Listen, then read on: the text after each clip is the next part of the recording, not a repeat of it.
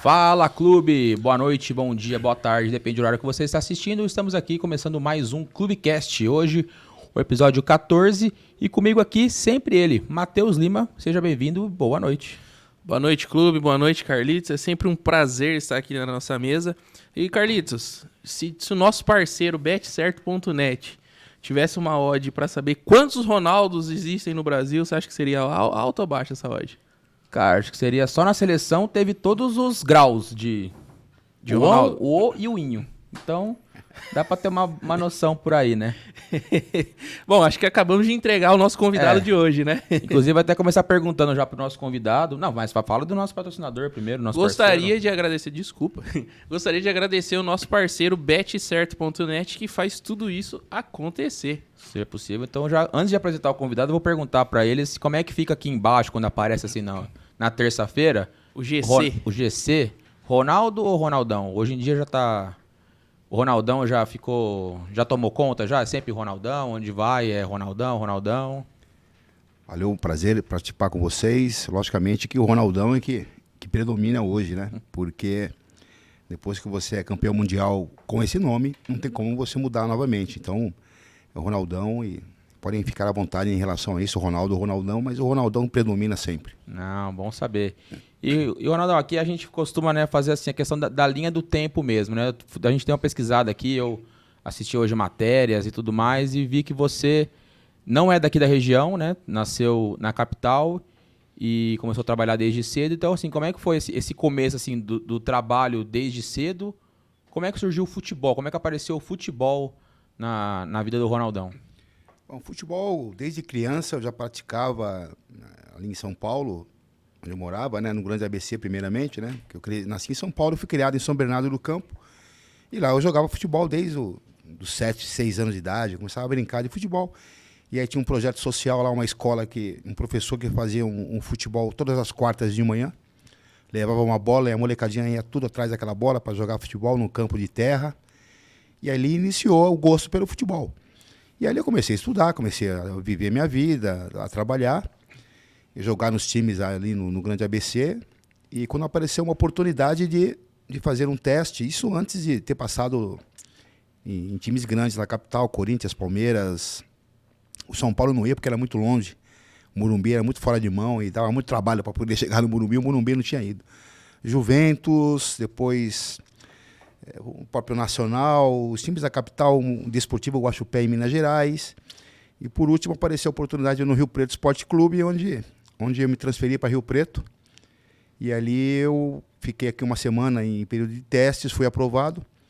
E ali começou, a partir daquele momento, minha história no futebol começou a mudar a minha vida, né? O Rio Preto me deu a oportunidade de iniciar a minha carreira de atleta profissional, né? Era amador na época ainda, né? Mas iniciar a carreira no Rio Preto Esporte Clube. Com quantos anos você veio para cá, para Rio Preto? Com 17 anos eu mudei para Rio Preto e comecei a jogar aqui nos juniores do Rio Preto. Depois de um ano e meio, já estava já no profissional, ainda juniores, jogando no profissional do Rio Preto. E assim, pessoal, você tem lembranças assim, como é que era o Rio Preto nos anos 80, assim, porque... Eu aqui, tipo, a gente tá aqui eu nasci aqui, não nasci em Rio Preto, mas moro aqui desde que eu tenho 1 ano de idade.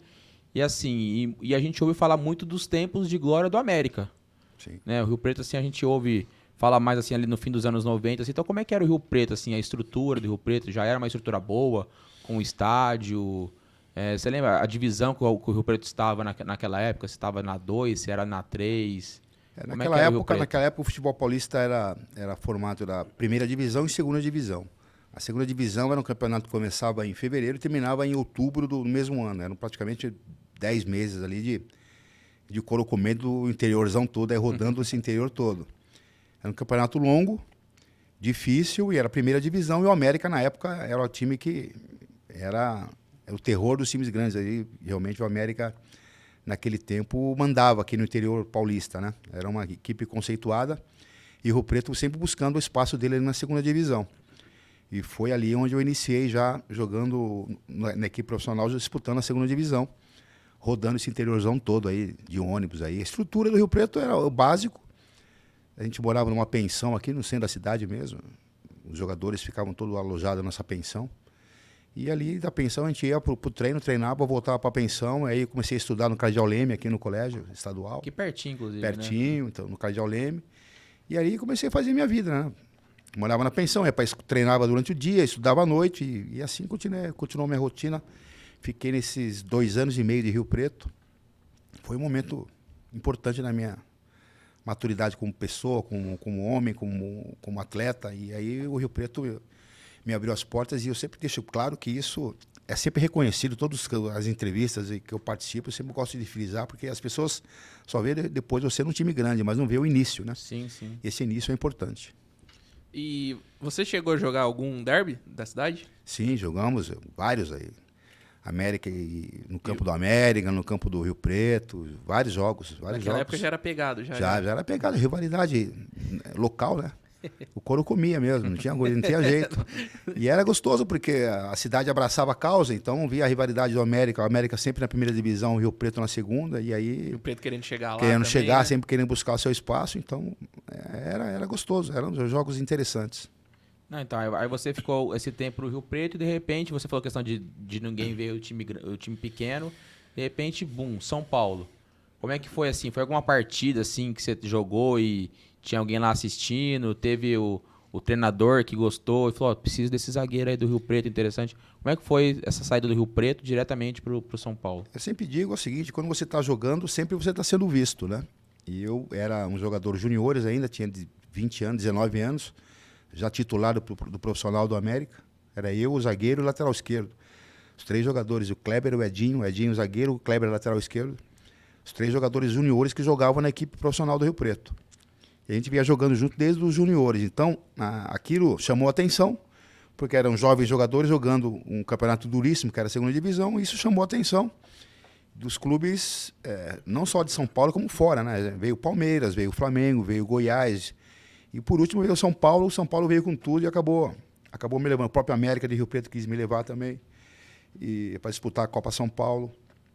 Então, quando você está jogando, se destacando ainda no time com o Rio Preto, disputando o Campeonato Paulista, que é difícil, você acaba chamando a atenção. E aí o Rio Preto vem me monitorando, o Cilinho era o técnico de São Paulo na época. Aí terminou o campeonato em outubro, terminou no domingo e na segunda-feira eu fui para São Paulo e já fiquei de outubro até dezembro, um período de experiência no São Paulo. E em janeiro já fui assinar o primeiro contrato profissional, já no São Paulo Futebol Clube, porque eu acabei ficando, os outros 2 voltaram para Rio Preto, e eu acabei ficando no São Paulo, e ali começou a minha história na capital paulista. Pensou se o Ronaldão tivesse jogado no América também? Que Então, loucura que ia ser a cidade. O podcast quer ficar muito mais, ia ficar muito mais focado nos... O lado vermelho é predominar, mas aqui eu joguei no lado verde, né? 17. E, Ronaldo, você chegou no São Paulo esse janeiro, foi 86. Sim. E como é que foi assim? A questão da cidade não interferiu muito, porque você já morava ali, nasceu na capital e morava em São Bernardo. Mas como é que foi chegar assim no São Paulo, assim, quando você chegou ali, o Cilinho já tinha a dupla de zaga ali, né? Tipo, talvez uma das... Oscar Dario Pereira. Oscar Dario Pereira, talvez uma das... Se não a maior dupla do São Paulo, uma dos maiores zagueiros. Então como é que foi? Como é que você se viu ali, tipo, jovem, chegando no clube grande, com todos esses jogadores ali que tinham, o Cilinho também, baita treinador. Como é que foi esse começo no São Paulo? Na verdade, eu fiquei de outubro até dezembro, né? Participando já do time principal já do São Paulo, já ficando entre os profissionais, já até às vezes eu pagava uma ajuda de custo. Esses 2 meses que eu fiquei lá serviu para uma adaptação ao clube. Eu morava no Morumbi, né? No estádio, que tinha uns alojamentos do profissional e da base. Eu morava no lado profissional. E aí eu fiquei alojado no Morumbi, o CT ali não tinha ainda? O CT da Barra Funda ainda não tinha. Não. A gente treinava no Morumbi, fazia as atividades lá no estádio, na parte na pista de corrida, musculação, tudo no Morumbi. E ali eu cheguei e falei assim, pô, eu voltei para a capital, voltei onde eu não devia ter saído, né? Mas enfim, você precisava de uma oportunidade, Rio Preto me abriu as portas, eu não acabei voltando. E pro lugar que você achava que era mais longe de chegar. Que era ainda, mais né? longe, que eu não tinha oportunidade de ir. Então, pô, agora eu cheguei e agora era um clube que tinha uma estrutura fantástica, comida boa, roupa lavada, alimentação, estrutura de trabalho. Tudo que eu precisava para poder... Tô em casa agora. Para poder desenvolver minha parte física, minha parte técnica e chegar no São Paulo. Eu cheguei ali quietinho e ali começou uma história realmente vencedora. porque o São Paulo, naquela época, mandou mesmo no futebol brasileiro, né? Já com o título brasileiro de 86. Então, já cheguei logo sendo campeão brasileiro, então, e fazendo parte do grupo, lógico, que acho que joguei uma partida contra o Sport no Morumbi.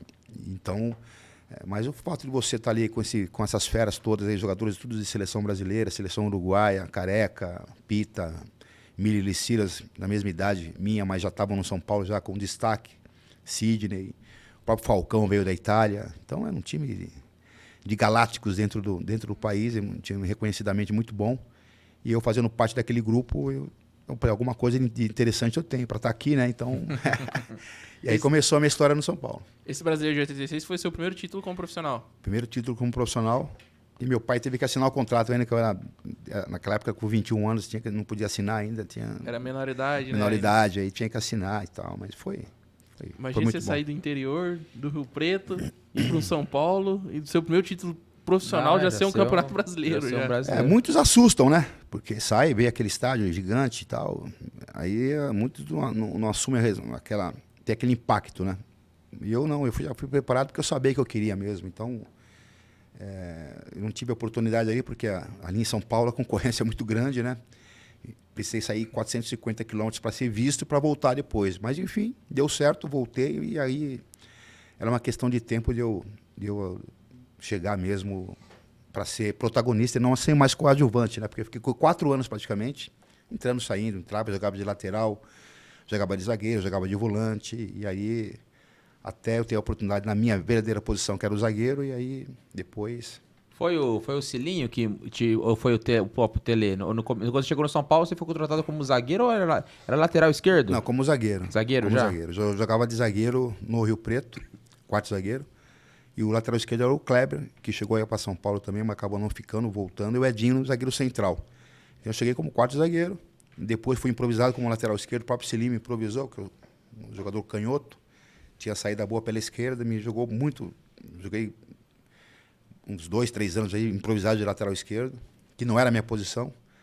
Às vezes era muito criticado por isso, mas é um jogador que praticamente um terceiro zagueiro, né? Mas eu não... O Muricy que gostar do falso lateral. Falso lateral, muito, então. Jogava muito ali, aquele lado, fazendo essa função desde aquela época. O Cilinho já tinha essa visão. E aí... Porque ele dizia assim, que o jogador ele tinha que ter outras características para não ficar só vinculado a uma posição, porque ele fica só... uma opção só de escalação. Jogando em outras posições, você tem opção, você tem mais chance de jogar, e aí não me importava, me colocava e jogava. E o Cilinho também foi um treinador também que tem história aqui também. Tem raiz na 017. Na 017, né? Treinou aqui o América, assim, eu tenho essa curiosidade. Então, antes de chegar no Tele, que talvez, acredito eu que talvez tenha sido seu, assim, o grande treinador, como é que era, assim, o Cilinho, assim, no dia a dia? Ainda mais se você que era jovem, então acredito, assim, a questão do Cilinho, a própria dupla de zaga ali, o Oscar, o Dario, como é que era, assim, no dia a dia? Ver os caras treinarem, eles conversavam com você, assim, Ronaldo, você que ainda é jovem, dava dica, como é que era, assim, o dia a dia no São Paulo? Eles foram super acolhedores, assim, sabiam que eu tinha uma alimentação técnica até pela minha própria base aqui no Rio Preto, o trabalho é outro. Na capital você tem estrutura, você tem material humano, profissionais para te treinar, educação física, alimentação, suplementação. Então aquilo eu fui absorvendo tudo aquilo de bom, né, as pessoas me orientavam, e logicamente que o Oscar foi uma pessoa importante que juntamente com o Cilinho sempre me ajudavam ali, treinava junto para a gente ver os movimentos, a postura em campo. Então, logicamente, você tendo essas feras do seu lado, se você absorver aquilo que eles têm de técnica para te ensinar, você acaba absorvendo liderança, postura, tudo isso faz parte de uma carreira de um atleta. E ali você tinha que absorver tudo de bom, porque quando chegar a sua hora, você tem que estar preparado. E isso eu fiz muito bem, porque eu era um jogador muito dedicado aos treinamentos e à disciplina do dia a dia. E isso depois, no resultado da minha carreira, mostrou que foi positivo. E faz lógico, não criticando a estrutura do Rio Preto na época, Lógico mas faz uma diferença gigantesca. Você, ali no São Paulo, você tem um acompanhamento... Não pode criticar porque é outra realidade. É um clube grande, um clube da capital com outro recurso, com outro histórico financeiro. Você não pode comparar um clube aqui que disputa a Série A2, A3, com o São Paulo que tem 3 títulos mundiais, Libertadores. Então, É difícil você comparar isso, né? A gente não tem que fazer esse tipo de comparação porque seria injusto com o Rio Preto e aí já não ficaria muito confortável. Mas para porque... sua performance física é completamente diferente, lógico, né? Você tem todo esse acompanhamento. Isso. E o Cilinho foi um cara que sempre teve muita paciência, me orientava, treinava muito comigo, pegava para treinar, orientava, sempre teve o cuidado de treinar o jogador, preparar o jogador para o mundo do futebol. E o Cilinho, nesse ponto, eu sempre digo, foi um dos principais treinadores. Primeiro que ele me achou aqui em Rio Preto, né? Jogando na segunda divisão. Me levou para São Paulo. Então, ele é um cara que tinha muita visão. E pegava os jogadores do interior e sempre pegava jogadores de destaque, jovens. O São Paulo fazia, os times grandes de São Paulo faziam muito isso, né? E aí eu tiro o chapéu porque foi uma pessoa que me ajudou muito no início de carreira e me entregou praticamente pronto para o Tele. Depois aí dar aquela lapidada para poder finalizar. Você acha que hoje, assim, você falou a questão da estrutura Rio Preto, São Paulo. Você acha que essa estrutura de time do interior com o time de capital hoje, o abismo é maior? Ou naquela época era muito, muito maior por ser, tipo, 30 e poucos anos atrás? Não, já era maior naquela época e hoje continua maior. Porque os recursos só cresceu. Os recursos vindo, por exemplo, da televisão são praticamente para os times grandes, né? Os times pequenos não têm acesso às verbas de televisão, que é um recurso importante para os clubes. E esse abismo aumentou muito mais ainda. Porque os grandes patrocinadores procuram os times grandes e você acaba tendo a receita do time grande o abismo fica muito grande. Então você não consegue competir de igual para igual. De vez em quando aparece um time pequeno fazendo uma fumacinha, alguma coisa, mas no final acaba prevalecendo o time grande. Às vezes vem um grupo de empresários ali, né? A gente vê muito isso na base, tipo, você vai assistir às vezes o Sub-20 aqui em Olímpia, aqui do lado, aí o time é de Porto Feliz, na verdade. Tipo, ele só vem aqui, joga em Olímpia, a camisa Olímpia, acaba o jogo e vai embora. Então, tipo, qual que é a ligação que tem? Tipo, como é que o clube vai saber? Deve ter ali questão de porcentagem, né? Mas não sobrevive, cara. Exatamente. Não tem identificação. O atleta não se identifica com o clube, né? Com a cidade, não tem aquele envolvimento. E aí você fica... Hoje em dia, dificilmente você vai ver uma Inter de Limeira ganhar do Palmeiras, né? Como ganhou em 86, 87. É um paulista, né? Então, isso acaba ficando cada dia mais difícil, né? Aparecer uma zebra dessa para poder... desbancar o time grande. Você que está até sempre aqui no interior também, hoje a gente tem um grande motivo para se orgulhar do Mirassol, né? A estrutura que o Mirassol tem. Não sei se você acompanha o Mirassol tem. Hoje tem muito time da primeira divisão que não tem essa estrutura que ele tem, né? Esse é um belo exemplo. Tem a Ferroviária de Araraquara também, que faz um trabalho muito bom Horizontino também. Novo Horizontino, agora, que nem se fala, faz um trabalho excelente. São exemplos que clubes que se estruturaram, monta os seus centros de treinamento com jogadores, faz uma estrutura, dá estrutura para a base e acaba fazendo times competitivos. Mesmo ainda com dificuldade, mas são times mais organizados financeiramente, com recursos, com estrutura de treinamento e de trabalho, e isso acaba fazendo a diferença. E consegue chegar lá, né? O Mirassol eliminou o São Paulo de uma... Exatamente. Você pega o Novo Horizontino aí... Tá na Série B. Na Série B do Brasileiro. Então, são exemplos aí positivos que dá para fazer alguma coisa ainda, mas mesmo assim o recurso que chega para eles é muito pequeno. Sim. E, às vezes pode ser um empresário que pode estar ali dando esse aporte financeiro, mas não sabe até que ponto que ele vai continuar. Então isso às vezes pode ser complicado, mas no caso do Mirassol não é um exemplo já que a gente já conhece a história.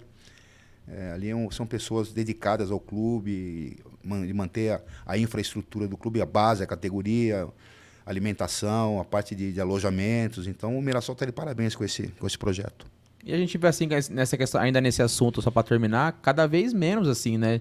Tipo, o Ronaldão foi para lá com 19, 18, questão do São Paulo ali, perto ali na faixa dos 20.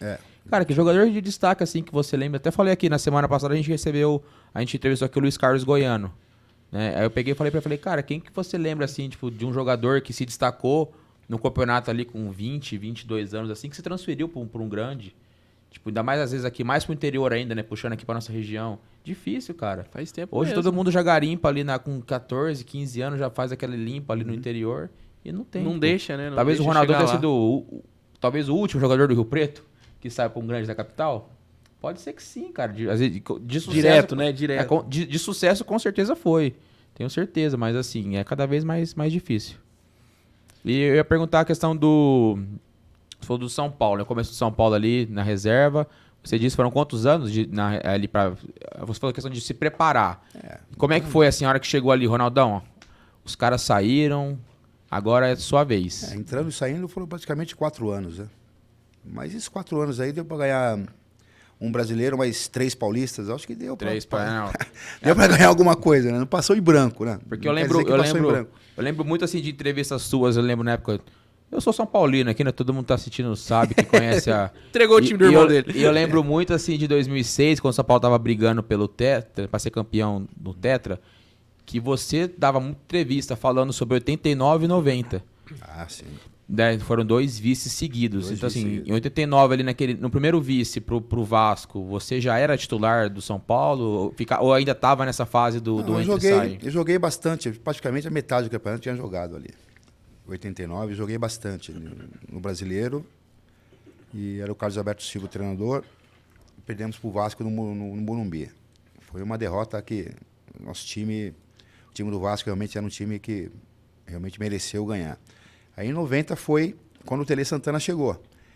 E aí eu era titular também, jogando vários jogos. Aí ele chegou, mudou o time inteiro, tal, aquele choque de realidade que o treinador chegando tem que fazer, ele fez.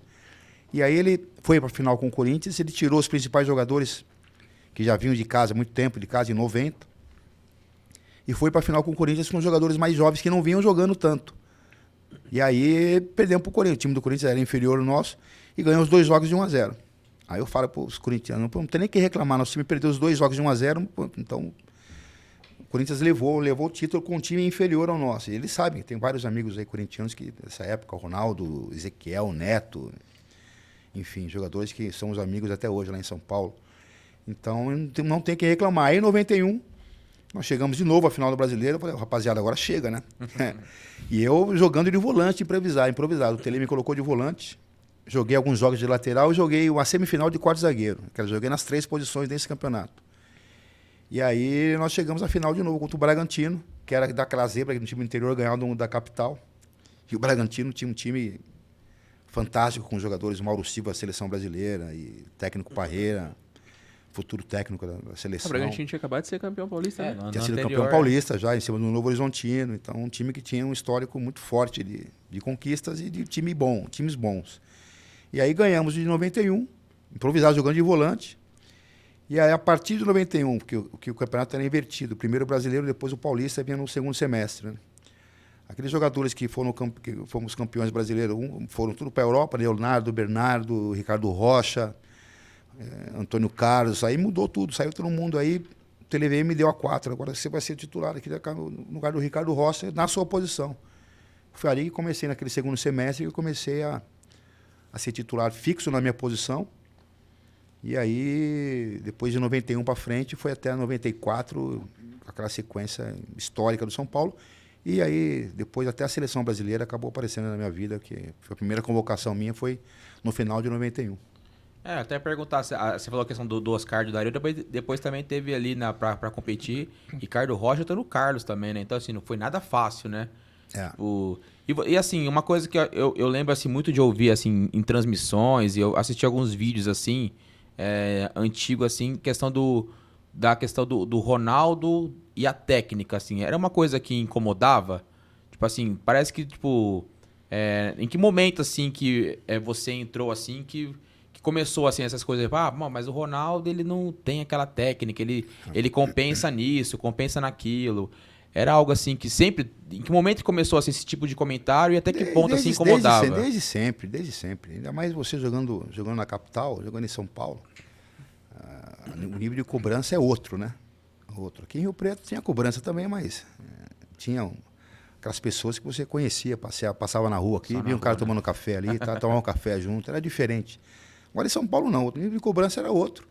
E aquilo cobrava. E eu sempre tive o apoio dos treinadores, da parte técnica, você acaba superando. Eu tinha o meu estilo de jogo, eu não queria mudar o meu estilo de jogo porque eu era criticado. Se aquilo dava resultado, eu cheguei até aquele momento já com praticamente 5, 6 títulos dentro do São Paulo, alguma coisa de bom eu estava fazendo. E ali eu sempre batia de frente, questionava, nunca fugia de uma pergunta, respondia. E aquilo às vezes incomodava um pouco, né? Porque eles gostam de ver jogadores aqui que abaixam a cabeça, que não tem, por ter uma personalidade de encarar e responder uma coisa à altura. E eu sempre fui combativo em relação a isso. perguntava, respondia, concordava, não concordava, e quando estava errado também, não tinha que falar. E assim foi na minha vida inteira, então eu não me incomodava com isso, não. Quanto mais criticava, mais eu crescia, mais forte, mais me fortalecia, e isso... Mais titular ia virando, né? Mais titular ia virando, ia ganhando mais, e assim, e as pessoas não entendiam isso. Como que pode? Pode. Tá vendo? Vem o jogo, né? O resultado do jogo, analisa o jogo, né? Então, e aí não tinha mais argumentos, e aí foi. A imprensa da capital não perdoa, né? Não perdoa, mas isso aí é... A gente tem que Você acha combater. assim, Combater no bom sentido, né? Enfrentar e mostrar que você tem personalidade. Se não tem personalidade, tem que continuar jogando no interior aí pra ficar... É aquilo que você falou, né? Que eles querem aquilo. O cara que abaixa a cabeça, não responde, né? Não, às vezes tem algumas pessoas mal intencionadas, tem todo tipo de gente, né? Infelizmente tem os bons e os maus. E isso eu soube tirar de frente porque, como disse, personalidade forte, trabalho desde o começo, desde 13 anos de idade, então tinha muita personalidade em relação a isso. Vivia numa realidade totalmente diferente, via coisas ruins, malandragem, então a gente tinha um pouco de experiência em relação a isso e não ia me intimidar em relação com esse tipo de cobrança. E isso, as pessoas que trabalhavam, os treinadores principalmente, sabiam que eu tinha essa personalidade e isso não me abatia. Você acha que essa coisa assim de ter vindo do interior atrapalhava assim um pouco? O pessoal pegava meio tipo, pô, quem que é esse zagueiro aí? Né? Assim, mais no começo assim, né? Pô, veio do Rio Preto, interior de São Paulo. Às vezes um cara mal informado, às vezes nem sabia Exatamente. que existia o Rio Preto aqui da cidade. Né? Às vezes o cara... Mas eu fui chegar a eles, porque eu falava sempre do Rio Preto, então eles ficaram sabendo que era Rio Preto, porque eu sempre falei, até hoje falo. E aí, porque tinha as categorias de base do clube, né? E como é que um cara do interior já passa por cima de todos e chega? Isso aí incomodava um pouco também. Mas azar deles, que estavam lá com a estrutura, não jogaram. Eu cheguei no Rio Preto com mais dificuldade de conseguir passar na frente deles, e aí eles tinham que entender isso. E aí é um ponto até que nem você falou. Alguma coisa tá acontecendo, porque se o pessoal da base não tá subindo e precisaram buscar jogadores no interior de São Paulo para reforçar o time, também tá acontecendo alguma coisa ali na base. Isso era muito também o Cilinho sempre teve um olho muito clínico, ele sempre vinha jogadores do interior, mandava pessoas observarem, ele sempre gostava de fazer esse trabalho, então ele fazia esse trabalho muito bem. E tinha uma diretoria também, o senhor Juvenal Juvencio, que foi um diretor, foi presidente e tal. Ele sempre falava, eu trouxe esse bolso de Rio Preto e tal. E aí, Juvenal Juvencio. Conhece Rio Preto, tá vendo? Esse é uma grande figura. E buscava jogadores. O Bernardo pegou o Bernardo em Marília. Sempre teve jogadores. Então ele é um cara sempre observador, que esse é um caminho que não pode ser esquecido pelos times grandes, né? O interior é um celeiro que ainda pode dar aí bons jogadores. Então a gente tá assim, basicamente na linha do tempo ali em 91. Assim, então eu perguntar... Acho que é uma coisa que todo mundo, quando eu falei, vou conversar acho, com o Ronaldão. Os caras, mano, pergunta do Tele pra ele. Qual que foi, assim, o Tele na sua vida, assim? Tipo, tudo que a gente ouve, por exemplo, eu sou 88, então, assim, não vi o São Paulo do Tele. Vi mais ali o fase final e muito por vídeo. O Tele era tudo isso mesmo, assim, que o pessoal fala, questão do dia a dia, de treinamento. Era aquela coisa, assim, de ter preocupação com o homem, né? Além do jogador, questão de fora do campo, né? De estar, às vezes, com informação de pessoa, né? Não gastando com bobeira, esse tipo de coisa. E a importância que ele teve, assim, na sua carreira. Ele tinha esse cuidado. Um treinador que ele chegou primeiro, ele chegou chegando, né? Não foi assim tão simples assim, não. Não foi um choque, não foi assim uma relação muito amistosa no início. Ele chegou chegando mesmo, em 90, até 91. No meio do brasileiro, o time não se encontrava e tal. Aí ele tinha problemas ali, porque ele era muito rígido assim, em relação à cobrança dos jogadores. Né? Cobrança assim, exacerbada mesmo, de xingar e às vezes pessoas que estavam fora, às vezes não entendiam como é que o jogador aguentava aquele tipo de cobrança. Mas era um treinador que exigia um máximo de qualidade técnica, física e qualidade técnica com a bola. O jogador não tinha aquilo que você falou da parte técnica, né? O jogador que não tinha um pouco mínimo de uma técnica não jogaria com ele. Porque ele gosta do jogo pé em pé, jogado, virada de jogo, batia na bola do jeito que ele queria. Tinha uma série de exigências que ele fazia com que o time dele jogasse assim. Então, em 90 não deu certo, mas em 91 começamos a entender o processo, aí começamos a entender até a maneira que ele cobrava, que ele já era um senhor já mais de idade, antigo. E ele tinha um método antigo, assim, de cobrança.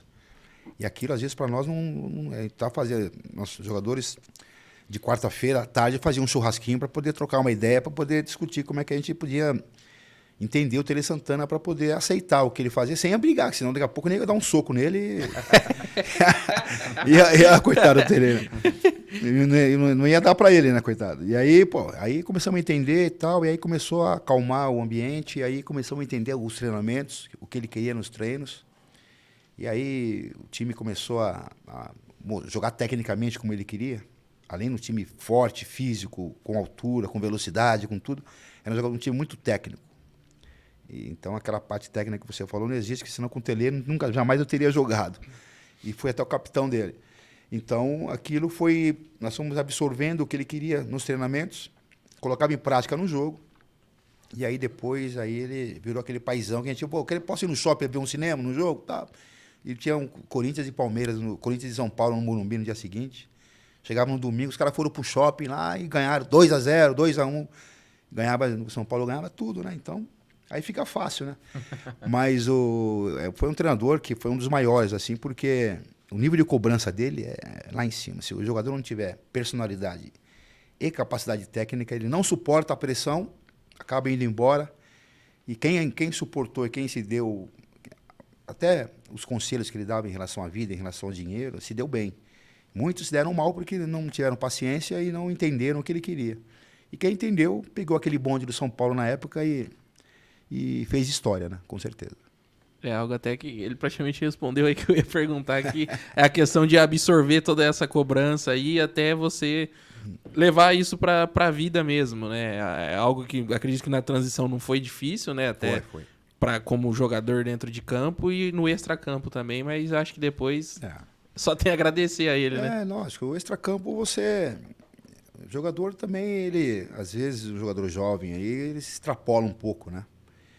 Você vê aí o caso que teve a semana do jogador do Palmeiras aí, que teve e tal. E as redes sociais hoje não perdoam, né? Então, tinha que controlar, às vezes, concentrava um dia a mais. Então, para os casados era chato, era ruim. Filho pequeno, você queria ficar em casa, não podia. E aí concentrava um dia a mais, um dia antes. Um dia vocês vão agradecer por isso e tal.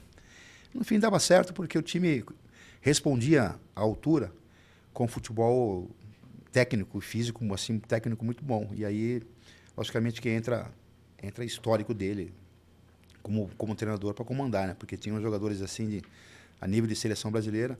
Por exemplo, quando o Ricardo Rocha saiu, o Antônio Carlos ficou mais 6 meses. Então a zaga era eu e o Antônio Carlos. E eu e o Antônio Carlos já vínhamos jogando no Expressinho do São Paulo. Quando a gente jogava no profissional, jogava no aspirante. Rodava esse interior todo. Então a gente se conhecia muito bem. E nós fomos campeões da Libertadores, campeão paulista, brasileiro, jogando junto, né? Então, aliás, fomos até para a seleção brasileira, convocados os dois juntos. Então, a gente tinha uma qualidade assim de jogadores que dava para poder tirar alguma coisa, que às vezes você não tem qualidade para tirar, né? Então aí fica difícil. Será que até esse jeitão todo do Muricy aí, será que foi tudo por conta da certeza. criação do Tele, será? Sempre junto ali. Com certeza. Até perguntar, Ronaldo, antes a gente entrar no assunto do Libertadores, o Paulista de 91 vencido em cima do Corinthians, foi meio que uma resposta do tipo assim, ó, isso aqui que era para ter acontecido em 90 lá, que teve lá os 3 gols do Raí. E foi até uma redenção também, assim, porque o próprio Raí também na época já começava a ser um pouco cobrado, né? Assim, eu lembro assim, de ler que ainda não tinha. Ganhou o Paulista 89, mas assim, ainda não tinha. Então, parece que teve conversa na época, questão de ser vendido, a ser emprestado. Então, talvez aquela final ali talvez mais que o brasileiro, talvez, não sei, a final do Paulista, por ter ganhado um rival que tinha perdido no ano anterior. Tem sido mais importante, assim, para entrar já em 92 e ganhar tudo? Uma pena que foi no Paulista. Se fosse no brasileiro, teria um outro peso. Mas foi no Paulista, né? Mas deu. Mas o de 90 não foi, não. A gente não digeria aquilo. Aquilo não ficou muito bem aceito pela gente, assim, porque a gente sabia que poderia ganhar deles, né? Tanto que em 91 ganhamos o 3-0 no primeiro jogo, segundo jogo, uma chuva, 0-0 serve, podia perder até de 2 gols de diferença. E aí ganhamos em cima do Corinthians, mas não concordo muito com o que você falou em relação ao Raí, não. Já ganhamos o Brasileiro, em 90 já tinha ido bem. Já tinha ido bem? Já tinha ido bem em 90. que em 89 ele quebrou o pé, quebrou, ficou muito machucado lá no segundo semestre. E aí em 90 ele já começou a ir bem, em 91 já ficou o auge, né? Depois em 92 já foi embora, já foi para a França. Mas ali, ganhar do Corinthians na final foi uma resposta, logicamente, de 90. Mas pena que era em relação ao campeonato poderia ser o brasileiro. Foi o Paulista, mas foi uma ainda bela vitória. era uma época que o Paulista ainda quase valia mais do que o brasileiro, né? O Paulista valia muito. Não, um peso enorme, É que talvez o peso ali de ter dado o primeiro título brasileiro pro Corinthians talvez tenha sido, né? Porque então o Corinthians não era campeão brasileiro, né? É que dali da metade dos anos 90 ali pro final, quase na transição 2000, o brasileiro já tava valendo mais já, né? Mas até 90 e comecinho de 90 foi até ali, bom o Ronaldão falar, muito, porque assim, a gente tinha aquela coisa, né? Tipo, todo mundo, os mais velhos falam, mas naquela época ninguém ligava pra... Pô, o Ronaldão tá falando aqui, pô, ganhou o Paulista dos caras, mas perdeu o brasileiro, machucou mais do que... Machucou pelo título, assim, mas o Paulista tinha muito peso nessa época ainda. E depois eu lembro, em 92, nós pegamos na final contra o Palmeiras. Nós fizemos um jogo na seleção, Brasil-Uruguai, acho que foi no Nordeste. E foi metade do time do São Paulo e metade do Palmeiras, né? O Palmeiras já era Parmalat naquela época. Evair, Zinho, Cera Sampaio, Roberto Carlos, era um time Edmundo, era um time fantástico.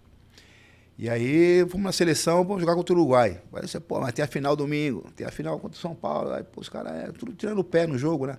Falei, mas não pode tirar o pé, porque é a seleção brasileira, né, parceiro? Aí, não sei se perdemos, empatamos com o Uruguai. Aí, mas já estava pensando no jogo de domingo da final do Paulista. Para você ver como tinha peso, tinha peso, sim. Nessa época ainda o Paulista era um campeonato bem disputado e bem concorrido. E quando que nem teve esse jogo aí, e aí tinha uma final em seguida entre os dois, e você se encontrava ali na seleção, rolava alguma coisa, uma provocação? Não, provocação não, porque se estamos na seleção, porque... Todo mundo mereceu. Todo mundo mereceu. Mas nem o comentário do jogo ali não rolava nada? Não rolava nada, a gente estava ali. Mas apostinha, nada? Não. Nunca foi nesse sentido, assim, mas... lógico que tinha rivalidade, mas dentro da seleção você esquece um pouco, né? Depois virava a chave. Virava a chave, vamos jogar aqui, depois ir embora. Acabou lá, desvira a chave de novo. Vamos embora. E ali, rivalidade pura, não tinha Será jeito. Que nem acabou o jogo ali e tal, estamos indo embora, virando a esquina ali, semana que vem ali o bicho vai pegar, hein? Não, era assim, tinha essa... E, geralmente ali, a gente morava ali na Barra Funda, ali, na Perdizes, ali, todo mundo morava naquele pedaço ali, todo mundo saía, encontrava no mercado ali, todo mundo ali no pedaço, então... E o CT, depois teve o CT da Barra Funda já, e o do Palmeiras era do lado, né? Então era um do lado do outro, tinha como, se encontrava. Toda hora. Se encontrava toda hora, não tinha jeito. Acho que até surgiu uma ideia, essa questão aí de se encontrar, era bem mais tranquila, né? Hoje a gente tá vendo que tá cada vez... entramos no assunto do que aconteceu ontem, até com o Cássio, né? Não sei, acho que a CBF tá demorando demais para tomar uma atitude em relação a isso, porque...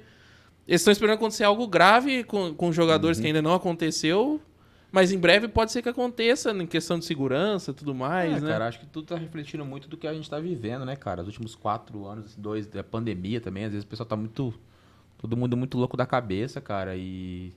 Isso que ele falou de eles saírem, se encontrar em mercado tudo mais. Hoje não dá pra acontecer isso. Imagina os caras tirar uma foto de um cara do São Paulo e do Palmeiras, ontem, por exemplo... Aconteceu recentemente, junto, não foi? Um jogador do São Paulo ou do Palmeiras que tirou foto com a camisa do Palmeiras? Foi o Arboleda. Foi Arboleda? Arboleda nas férias, tirou nas lá. Férias. Deu uma polêmica. Por exemplo, tinha um aniversário de um filho, os filhos nossos eram pequenos na época. Fazia aniversário de criança, jogava e tal. Aí, por exemplo, o Antônio Carlos jogou comigo no São Paulo um monte de tempo. Amigo nosso. Aí ele jogava no Palmeiras na época, no aniversário. E se vai os caras do Palmeiras no São Paulo, imagina a confusão. Que daria hoje. Nossa senhora, ia dar conversa. Mas independente, nós temos família, somos amigos, né? E hoje as pessoas estão confundindo isso, que não pode ter mais amizade com o cara que joga no time. Isso não. Somos assim, rivais dentro do campo de jogo. Acabou. Bola parou de rolar. Você tem que dar uma acalmada nas coisas. Né? Hoje em dia vocês estão incendiando um pouco, né? E, Ronaldo, a gente chegou em 92, assim, você falou a questão do Paulista, do brasileiro. Até essa é a pergunta do Matheus, mas eu já vou atravessar um pouco. Pode tocar o pau. Falam muito da questão da Libertadores, que a Libertadores, antes do São Paulo, tinha um peso, e depois que o São Paulo ganhou as duas, teve outro peso. Isso realmente existia naquela época, assim? Tipo, quando você chegou no São Paulo, O São Paulo jogou a Libertadores em 87, por exemplo. Os times brasileiros não ligavam, ou tipo assim, ligavam, mas assim, se ganhar, ganhou, não, é difícil. Aí depois o São Paulo foi e ganhou as duas. Como é que era o antes e se realmente teve essa diferença? O antes foi em 87, eu participei dessa Libertadores aí. Eu participei e o São Paulo foi eliminado na primeira fase. A fase de grupos. Nem chegou na fase de grupos. Na primeira fase foi eliminado. Empatamos com o Colo-Colo lá no Chile, 2-2, e perdemos do Cobreloa lá no deserto lá de cobre, lá que eles têm lá, que é um lugar frio, seco, é complicado. Perdemos o jogo e perdemos um jogo no Morumbi, se não me engano, pro Colo-Colo. E aí fomos eliminados na primeira fase. Aquilo foi falei, não, São Paulo não pode ser eliminado, né? Eu então comecei a entender que era uma Libertadores, né? E depois ficamos fora da Libertadores de 90, porque o Corinthians foi campeão, só eu campeão, né? E depois de 91 para 92, e 91 para 92, começou a nossa história. A Libertadores sempre teve peso. É que os times brasileiros eram, depois que o Flamengo, o Grêmio ganharam naquela época, nos anos 80, no começo lá, depois ninguém mais chegou para ganhar. Foi acontecer que o São Paulo chegou em 92 e foi aquela invasão do tricolor histórica no Morumbi, o campo, ganhamos o jogo. E eu acho que os clubes começaram a ver que a Libertadores sim tinha peso. E o São Paulo mostrou que tinha. Então o que o São Paulo fez aguçou a curiosidade dos outros times, né? Que todo mundo começou a dar valor para a Libertadores. E começou a ficar uma competição mais competitiva. Então os brasileiros voltaram a dar atenção depois daquele feito histórico de São Paulo da primeira Libertadores de 92. E sobre esse título de 92 ali, a final, você acabou na disputa ali, perdeu o pênalti, né? Eu não perdi, o goleiro defendeu. Ficou ali no... Quem perdeu foi o argentino que chutou lá por cima, lá da trás. Esse perdeu. Ele teve sorte, teve um na trave e um pra fora. Como é que foi ali, cara? Morumbi com mais de 100 mil pessoas. Eu lembro de na transmissão os caras falando, o Tele conversou com o Ronaldo, tentou não sei o quê. Como é que foi ali, cara? A gente sempre a gente vê entrevistas assim de jogadores, né? Tô tendo oportunidade de perguntar pra um agora, assim, o primeiro, tipo, aquele caminhar até a bola, a hora que o goleiro... que você pensou? Você realmente pensou em bater no meio? Ela saiu no meio sem você ter a intenção? Eu pensei em bater no meio porque eu vinha treinando antes da final, teve treinamento de cobrança de pênalti. Eu chegava, metia assim, soltava a perna. Pá! E falei assim, aí eu pensei naquela caminhada, né? Aí pensei, vou dar um tapa do lado esquerdo, vou dar um tapa. Não, vou dar um tapa do lado direito. Falei, não, vou fazer o que eu estava treinando. Aí eu falei assim, vou manter o que eu estava treinando. Porque daqui você pode mudar de ideia naquele trajeto, né? Eu pensei duas vezes, vou mandar na esquerda ou na direita. Aí eu falei assim, eu treinei a semana inteira, dando porrada. Vou dar uma porrada. O goleiro ficou parado, a bola bateu nele lá e defendeu. Mas acontece, só erra quem bate, né? Quem não bate vai errar. E quem tá fora também é muito fácil falar, né? Porque aí é tudo mais fácil. E naquela situação, jogamos os 90 minutos, ganhamos de 1-0 e mais a prorrogação. E tinha jogadores que tinham entrado no segundo tempo. Eu vou bater o pênalti, professor, tô com a perna doendo. Eu tô com dor de barriga, o outro não sei o quê. Falei assim, só ia bater, mano. Tô aqui pra isso, né? Vamos bater, pô. Quer dizer, eu não fugi da minha responsabilidade, mas vários jogadores com mais técnica, com mais qualidade, não quiseram bater. Então, é muito fácil, né? Agora, isso... Aí depois ali... Isso depois que o goleiro defendeu e o argentino errou, aquilo já me deu um alívio, né? Falei assim, então se não vai ser pelo caso do meu pênalti, porque o cara já errou, então ficou tudo 0-0, né? Eu errei um, os caras erraram outro. Mas até ele errar ainda dava aquela... Mas ali, está todo mundo junto ali, né? Não tem como. Ali tudo pode acontecer. Aí né? o Zete pegou ali. E como é que foi ali, cara, aquela invasão, assim? Que vocês, de certa forma, assim, deu alguma coisa de medo dos caras vir pra cima, tirar a roupa? Tiraram, só deixaram a cueca, né? Tiraram tudo, levaram chuteira, caminheira. E aquilo nunca mais teve, assim, talvez, acho que no futebol brasileiro, aquela coisa, tipo... Como é que foi ali, cara, naquele momento ali, tipo, saber, somos campeão da América, torcida invadindo. Invadindo, porque eles viram que não foi fácil, né? Não foi fácil. Jogar na Argentina, lá em Córdoba, contra o News Old Boys, não foi fácil. E eles sentiram que o título era importante, né? Da maneira que foi ainda, nos pênaltis, sofrido. E tudo isso cativou o torcedor. Tinha mais de 100 mil pessoas, né, naquele dia, né? Eu não sei o número exato, mas era mais de 100. Numa quarta-feira à noite, de madrugada já, porque o jogo teve a prorrogação ainda, depois dos pênaltis. Então a torcida fez aquela invasão, eu não fiquei com medo assim de maneira nenhuma. Eu vi que era a alegria da torcida, né? Ninguém ia fazer mal pra gente ali. Rede OM de televisão passou o jogo. Nossa. Foi uma festa bonita, e depois aí no dia seguinte, aí, todo mundo ali e tal. Aí fizemos um churrasco lá, os jogadores, com as famílias, o Tele, o que foi? Tá todo mundo aí. No dia seguinte, lá no CT. Foi uma festa, foi legal. E ali é o tal negócio, né? Quando você pega gosto pela coisa, né? Então, São Paulo já, falei, entramos no ano seguinte, já foi lindo e o time de 92 nosso era um time realmente que encantou muito pela qualidade técnica e pelo que fez, assim, dentro do campo. E de engatilhar 2 seguidas, como que deve ser? Então, feito só o Santos de Pelé tinha conseguido, né? 2 Libertadores e 2...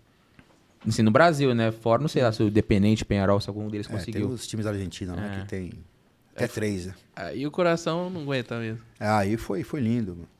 Porque, né, a gente já tinha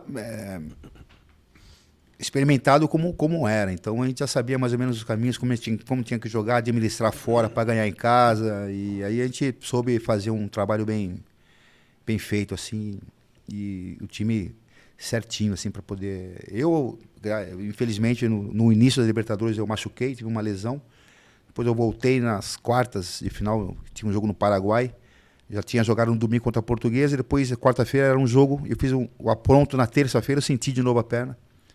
E ali eu vi que para mim já não dava para jogar mais a Libertadores, né?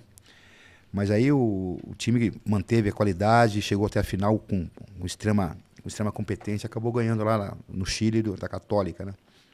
Mas foi um time assim que depois eu recuperei para o segundo semestre, que foi para preparação para o grande finale do ano. Mas o time, como você pega o jeito da Libertadores, você tem o jeito de jogar e você, administrando com qualidade que você tem no time, aí o caminho fica mais fácil. E os mundiais, assim, cara? Barcelona, puta time, o Milan também. Como é que chegou, assim, o São Paulo pra disputa, assim, a confiança do time pra vencer?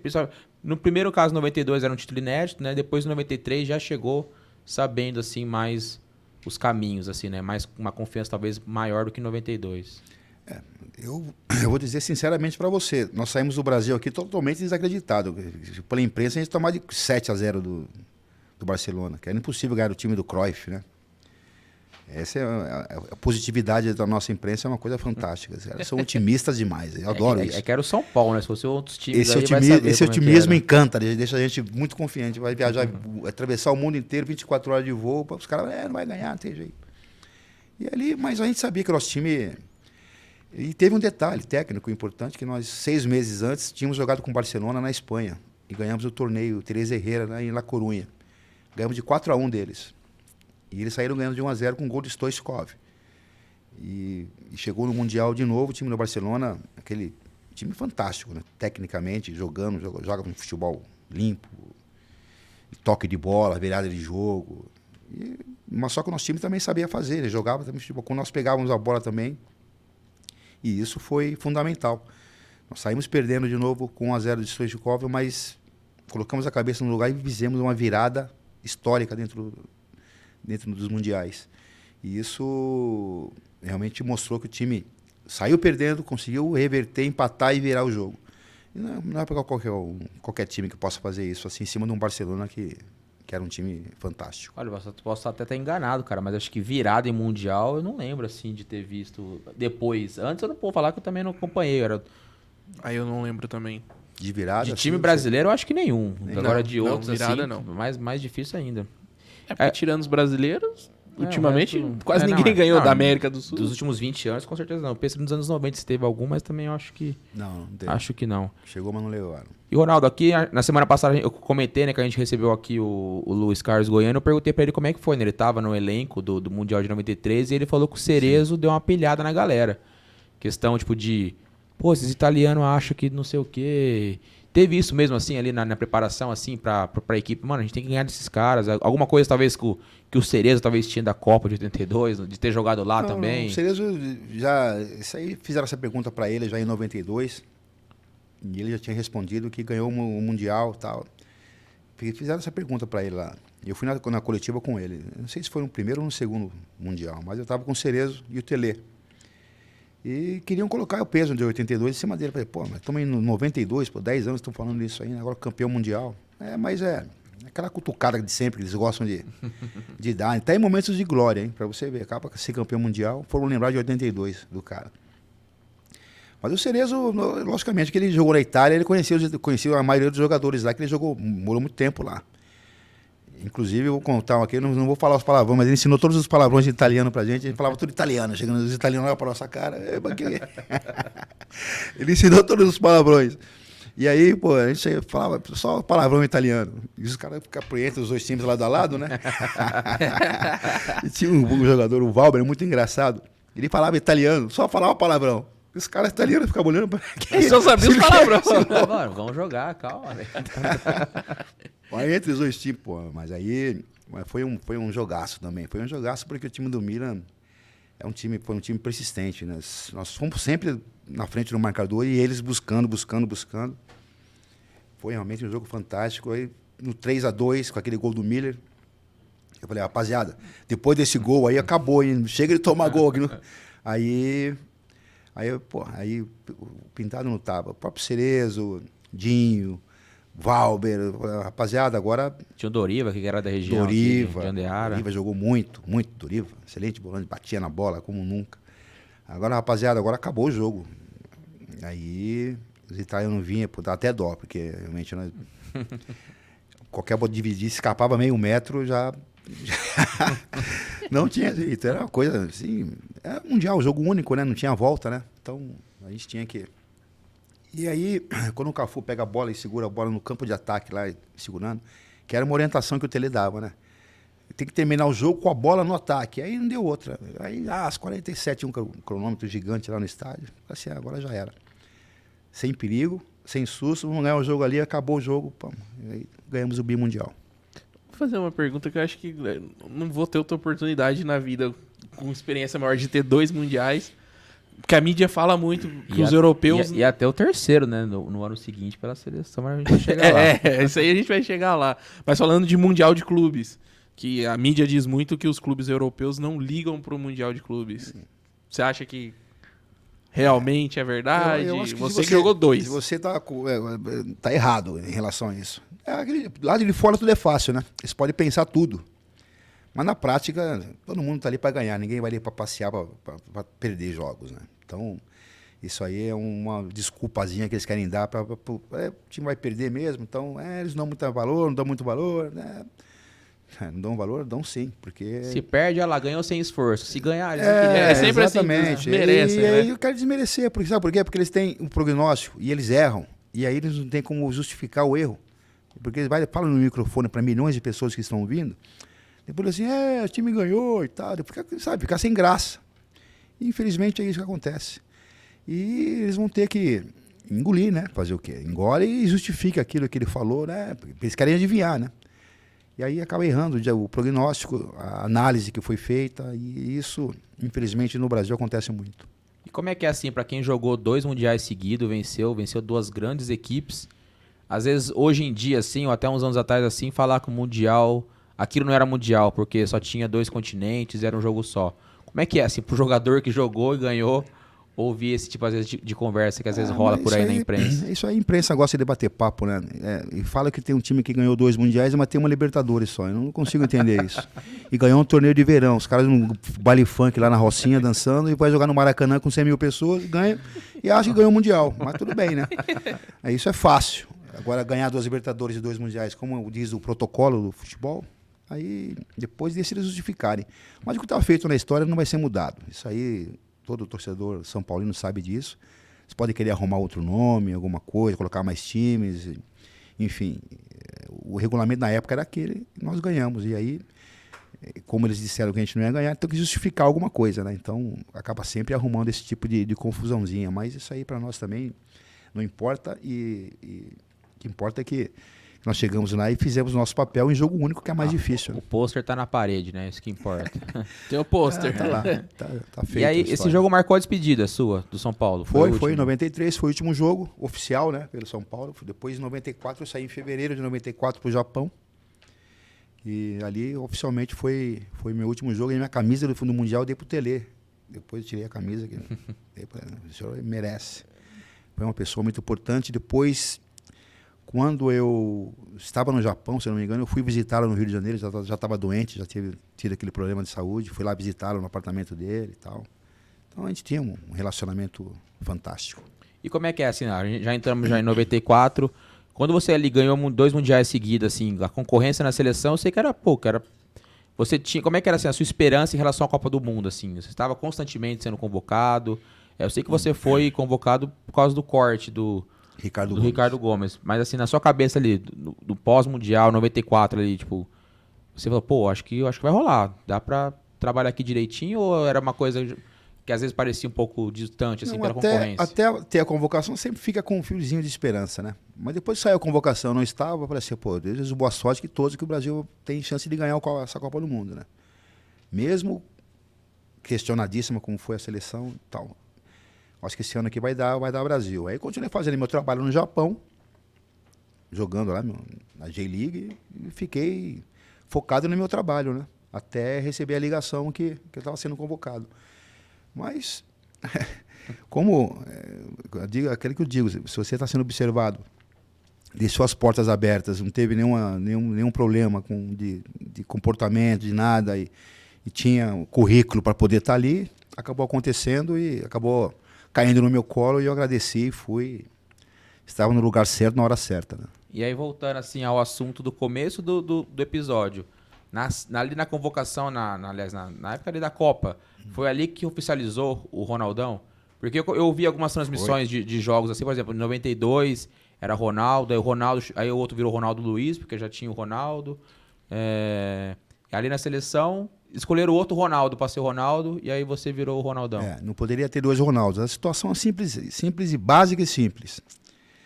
Eu estava chegando em Los Angeles, lá no aeroporto, a empresa inteira, Ronaldão. Eu falei assim, quer que chame Ronaldão ou Ronaldo? Eu falei assim, meu nome é Ronaldo, eu gostaria que fosse Ronaldo, mas eu não sabia que o Ronaldo já estava escrito como Ronaldo, que não tinha chegado, não tinha ainda encontrado o pessoal na concentração. Falei, tudo bem. Aí chegou o Zagallo e o Parreira, Ronaldão, bem-vindo. Falei, mas acabei de falar os caras. Como que eu vou discutir com os caras agora? No dia seguinte, tá eu lá falando, Ronaldão. Eu falei assim, pô, deixa eu explicar. É que eu não sabia que o Ronaldo estava escrito com o Ronaldo. Então, como não poderia ter 2 Ronaldos, Ronaldo ou Ronaldo R, Ronaldo Nazário, mas estava o Ronaldo já, não tinha. Aí eu vou colocar o Ronaldão. Só por isso. O resto foi... No Nazário e falado... Vai de Nazário aí, pô. Vai de Nazário. Você é mais novo, pô. Você é mais novo? Vai de Nazário. Bota um hino aí, pô. Ronaldo, depois virou Ronaldinho. Depois virou Ele ia ter Ronaldinho. que mudar de novo depois. Então, mas aí virou para Ronaldinho. Mas ali não teve jeito. É o Ronaldão. E aí foi a solução que eles arrumaram e aí ficou Ronaldão e até hoje. Eu imagino os gringos lá, porque os gringos têm uma dificuldade de falar o ão, né? Tipo, Ronaldão. Fica tudo... Engraçado. E aí você falou mais uma vez, assim, né? Você ganhou o 3º Mundial, né? Contando clubes e seleção, e mais uma vez desacreditado, assim. Então, como é que foi, assim, cara, participar ali daquela experiência única, né? Foi a única Copa que você... Também depois ele marcou, né? Mais 8 anos para ganhar a outra. Como é que foi fazer parte ali, cara, daquele elenco? Alguns jogadores você já conhecia, né? Trabalhou... A maioria eu conhecia todos ali. Todos os jogadores já conhecia. Eu tive em outras convocações com eles, né?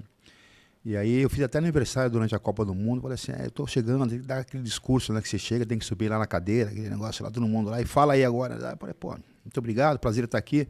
Cheguei para ser campeão, não vim aqui para brincar. Os caras, pô, o cara chegou com personalidade, pá. É isso aí, pô, vamos aqui eu passear, né? Me juntar os futuros campeões do mundo, pô.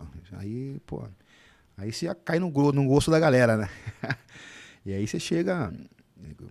na expectativa de poder jogar, mas aí não aconteceu, que o Aldair e o Márcio Santos jogaram muito, né? Fizeram uma excelente Copa do Mundo, então não deram brecha, assim, não teve contusão, não teve nada. Mas só o fato de você fazer parte de um grupo desse, você é um privilégio, né? Você tem que realmente se colocar num patamar assim diferenciado, porque não é fácil ganhar uma Copa, ainda mais no verão americano lá, que Califórnia, Dallas, Texas, lá tudo 40, 45 graus, quente demais. E superamos tudo e acabou dando certo, né? Apesar da desconfiança, mais uma vez, né? E mais uma vez envolvido os caras de pênalti isolada de novo, né? Isso sim foi isso. errar a cobrança, né? Pô, mas aqui errado, né? Falei, grátis e baixo até hoje. E contra a Itália de novo, contra o time Exato. italiano. Mas tem uma situação. Na E entrada. era meio time do Milan também, né? Meio time do Milan, exatamente isso que eu vou falar. Na entrada do seleção brasileira, a seleção italiana, né? Aí tá lá os 11 titulares e tá os caras atrás na reserva e tá ali, pessoal. Aí começa a olhar o Baresi, começa a olhar os caras. Pô, mas esses caras tudo aí de novo, falei, mas esses loucos. Não deu tempo de aprender o xingamento em português, não, pra devolver. Aí eles começaram a olhar assim, mas de novo, esses caras aí. Pô, tamo aqui, parceiro, beleza? Vai comer de novo, hein? E ali, assim, ali no banco, assim, Ronaldão, como é que foi o jogo mais tenso, assim? Foi Estados Unidos, foi da Holanda, a própria final, assim, que acabou indo pros pênaltis? Ou foi tudo, assim, tudo parecido? Fala, mano, tá... A partir dos Estados Unidos pra frente não teve mais refresco, né? Porque os Estados Unidos foi muito tenso, porque... A expulsão do Leonardo tava 0x0 ainda? Tava 0x0. 0x0. 0x0, 4 de julho, Bill Clinton lá no estádio, os americanos lá, passando aquele jato lá. Exatamente. E os caras dando sangue, né? Dando a vida ali pra ganhar o jogo e um a menos, aí ficou realmente... Ficou tenso o negócio. E aí ganhou qualidade mesmo do Brasil, né? Qualidade, porque o gol que o Bebeto faz tocando, acredito, só cara que, como ele, com a qualidade que dentro, um taco pela bola, lindo. Então, esse jogo foi muito tenso. Depois, o jogo tenso foi o jogo da Holanda, um jogo que caminhava super bem, depois, de repente, 2x2, e aí esse jogo foi o jogo que os caras torciam porque a gente perdia, para eles falar, agora chegou a hora pra gente ganhar, porque... Os corneteiros de plantão, digo, né? Agora chegou a nossa hora, os caras vão perder. Aí a gente ganha 3x2, os caras vão ser campeão. Não vai lá, não dá mais. Até nas oitavas ali, né? Puta, Leonardo expulsa lá com um a menos, vai cair pros Estados Unidos. Foi só assim. Os caras chamam futebol de soccer. Secando a gente, cara. Secando, mas é duro. Infelizmente, cara, o papo tá... A gente vai ter que dar mais... Caminhando vai ter que pular o Flamengo e o Santos. Vamos ter que ir pra Ponte. Como é que foi? Na Ponte, você encerrou a carreira na Ponte? Sim, encerrei a carreira na Ponte. Ali já foi mais ou menos um projeto mesmo. Eu estava em Curitiba, saí do Santos para Curitiba, fiquei 3 meses lá no Curitiba no inverno. Gostoso, né? Menos 2 para treinar é uma delícia, né? Aí tive a proposta da Ponte. Era uma proposta, assim, em termos financeiros, assim, equivalente ao que eu ganhava no Curitiba e no Santos na época. E eu fui. Era mais perto de Rio Preto, minha esposa é aqui de Rio Preto. E aí eu falei, então, vamos voltar para São Paulo. E aí foi um projeto, assim, ao longo, fiquei 3 anos, 4 anos jogando ainda, para encerrar já a carreira, para poder ficar aqui em São Paulo. E a Cláudia mais perto da família de Rio Preto, eu perto da família em São Paulo. E aí acabamos ficando em Campinas e ali foi uma coisa pensada mesmo pra gente encerrar. E pegou um time bom da Ponte ali, né, com o Brasileirão. Aqui, afinal, com o América você tava machucado? Como foi? Tava machucado, não, afinal...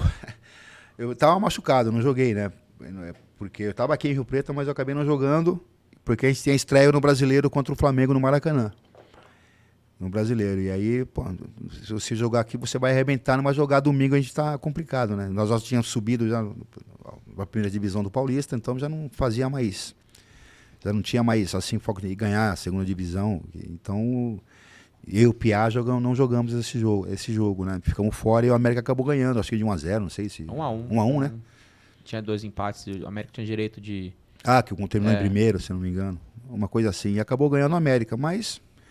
Acho que a história na Ponte foi muito interessante porque eu disputei ali os 4 anos de primeira divisão do Paulista, primeira divisão do Brasileiro, em alto nível, 2 vezes seguida com a defesa menos vazada do Brasileirão.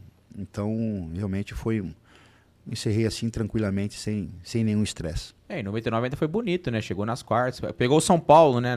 Sim, pegamos o São Paulo. Como é que foi assim enfrentar? Já tinha enfrentado antes, né? Já. Mas no mata-mata, assim, foi a primeira vez que enfrentou o São Paulo no mata-mata? Foi. Eu lembro uma vez nós estávamos ganhando o São Paulo lá no Morumbi 2x0, primeiro tempo, né? O Morumbi lotado. Os caras, estamos jogando bem, primeiro tempo ainda, né? Falei, vocês estão loucos. Os caras comemorando. Falei, calma, rapaz, não acabou o jogo ainda. A segundo tempo, 3x2 pro São Paulo, né? Uma virada histórica. Foi do Marcelinho, acho que fez 3 gols, né? Marcelinho, Paraíba. Então, depois nós ganhamos deles no Moisés. Aí depois teve o terceiro jogo e aí nós saímos fora, porque o Piá caiu com a bola abraçado com a bola dentro da área lá. Então, Aquele lance foi falta, não foi não? Foi falta, eu empurrou. sou São Paulino, mas aquele lance foi falta. não, lógico que foi falta, né? Foi falta, né? Mas eu sei que os ares de São Paulo é diferente de Campinas, então, logicamente, vai dar para São Paulo, né? Não vai ter. E eu falava para os caras, ó, não dá mole, não dá brecha, que se dá dúvida vai ser para São Paulo, não deu outra, né? Acabamos ficando fora, mas a Ponte foi uma parte importante, assim. Depois eu encerrei a carreira, fiquei mais 3 anos como diretor, então a gente tem um carinho especial. E o Ronaldão hoje? O Ronaldão atual? Tá nos bastidores da seleção? Então, faço um trabalho hoje com as categorias de base, observador técnico, junto com o Branco lá, que é o nosso coordenador maior. E a gente vai fazendo um trabalho interessante aí. Já teve aí um torneio em Montagui que a seleção não ganhava há 35 anos e ganhou. Teve um quadrangular sub-20 que ganhou também em Espírito Santo. Depois tem convocação aí para o próximo Sul-Americano no ano que vem. Quer dizer, expectativa boa. A gente tem que rodar esse Brasil e ver esses jogadores jovens aí, porque o futebol brasileiro ele tem uma característica muito boa. Sempre brota jogador, né? Brota jogadores para você observar e daqui a pouco tá num time grande, vai ser para a seleção brasileira, aí já passa de patamar, já valoriza. Então, a gente tem que ter uma observação muito cuidadosa para não influenciar muito na cabeça do jogador, que de repente você bota uma amarelinha com um garoto de 15 anos, ele vai achar que ele é um Pelé da vida, e aí de repente ele se perde no processo, né? Então você tem que ter um cuidado, e baixando a bola, fazendo com que eles desenvolvam, e está sendo interessante, é uma boa ocupação no momento.